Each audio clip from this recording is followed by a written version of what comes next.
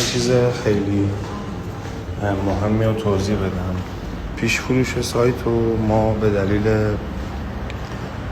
اتفاقاتی که افتاد و شرایطی که پیش اومد در اولین فرصت که اینترنت ها برگشت بستیم، به این دلیل که خواستم اگه 1% اتفاق بدی خدای نکرده افتاد مدیون تعداد افراد بیشتری نشیم.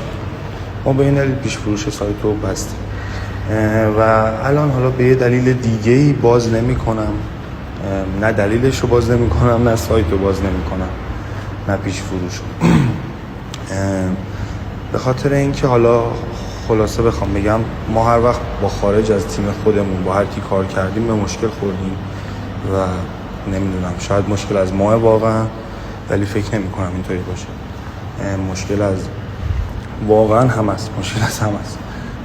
ببخشید که من الان واقعا عصبی‌ام و